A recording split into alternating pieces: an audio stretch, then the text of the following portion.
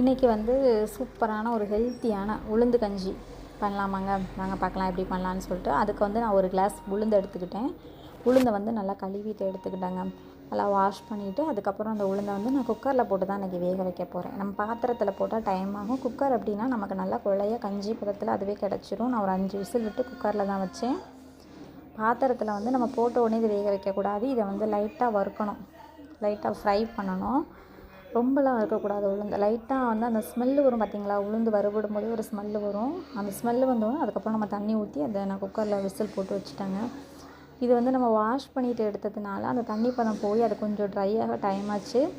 நல்லா ஃப்ரை பண்ணிட்டாங்க. எனக்கு வந்து உளுந்து வந்து அந்த வறுக்கும் போது வர்ற ஸ்மெல்லு வந்து எனக்கு ரொம்ப பிடிக்கும். சூப்பராக இருக்கும். சும்மாவே நம்ம உளுந்தை வறுத்து சாப்பிட்டா நல்லாயிருக்கும். இது ஃப்ரை பண்ணிவிட்டு பண்ணும்போது அந்த கஞ்சி வந்து இன்னும் நல்லா டேஸ்ட்டாக இருக்கும். கண்டிப்பாக ட்ரை பண்ணி பாருங்கள். இது வந்து ஒரு ஆரோக்கியமான ஒரு உளுந்து கஞ்சி. குழந்தைங்கள்லாம் நல்லா விரும்பி சாப்பிடுவாங்க. இந்த கஞ்சி பண்ணி கொடுத்தீங்கன்னா நல்லா ஹெல்த்தியான கஞ்சி கூட. காலையிலேயே நல்லா ஒரு எனர்ஜி கிடைக்கும் நமக்கு இந்த கஞ்சி சாப்பிடும்போது.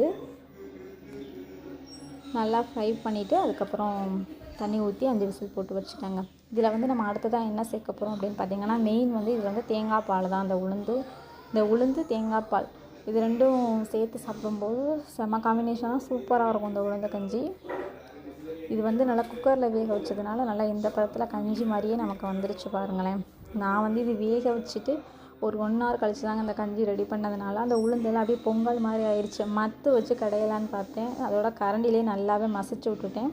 நான் வந்து ஒரு தேங்காய் தான் எடுத்துக்கிட்டேன். அந்த ஒரு தேங்காயில் வந்து நான் ஒரு மூடியில் தான் நான் பால் எடுத்தேன். ஒரு மூடி வச்சுட்டேன். ஏன்னா நான் ஒரு கிளாஸ் தான் எடுத்தேன்.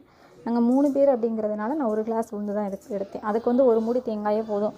நம்ம வந்து பால் திக்காக வேணும் அப்படின்னா திக்காகவும் சேர்த்துக்கலாம். தண்ணி கொஞ்சம் ஆட் பண்ணிக்கலாங்க. நான் வந்து கொஞ்சம் தண்ணி சேர்த்துக்கிட்டேன். ஒரு மூடியில் பால் எடுத்துகிட்டு கொஞ்சம் வந்து தண்ணி சேர்த்துக்கிட்டேன். நல்லா அந்த மாதிரி தேங்காய் பால் ஊற்றி அதை நான் வந்து 1 hour ஆச்சு. நான் வேக வச்சு 1 hourக்கு அப்புறம் பண்ணதுனால கொஞ்சம் கட்டி ஆயிடுச்சு. அதெல்லாம் நல்லா கரண்டி வச்சு மசிச்சு விட்டுட்டு அதுக்கப்புறம் அதில் வந்து நான் கொதிக்க வச்சு இதில் வெல்லம் சேர்த்துக்கணும். வெல்லம் நமக்கு தேவையான அளவு வெல்லம் சேர்த்துட்டு ஃபைனலாக வந்து நம்ம ஏலக்காய் பவுட்ரு போட்டு இறக்கணும்னா சூப்பரான ஹெல்தியான ஒரு உளுந்து கஞ்சின்னு சொல்லலாம், இல்லைனா உளுந்து பால் அப்படின்னு சொல்லலாங்க. நல்லாயிருக்கும். கண்டிப்பாக ட்ரை பண்ணி பாருங்கள். காலையிலே ஒரு எனர்ஜிட்டிக்கான ஒரு கஞ்சி. இது குடிச்சு தான் மற்ற வேலையை நான் பார்த்தேன். எனக்கு இது ரொம்ப பிடிக்கும். நான் அடிக்கடி இது வந்து செஞ்சு கொடுப்பேன் என்னோடய பசங்களுக்கு. இப்போ ஒரு இடையில தான் ரொம்ப நாள் ஆச்சு நான் செய்யவே இல்லை. அதோட இன்றைக்கி தான் செஞ்சு சாப்பிடணும் போல் இருந்துச்சு. பண்ணாங்க. கண்டிப்பாக ட்ரை பண்ணி பாருங்கள். சிம்பிளான சூப்பரான ஒரு ரெசிபி. புதுசாக யாராவது நம்ம சேனலில் பார்த்தீங்கன்னா மறக்காமல் சப்ஸ்கிரைப் பண்ணி வச்சுக்கோங்க. அடுத்து நெக்ஸ்ட் வீடியோவில் பார்க்கலாம். பாய்.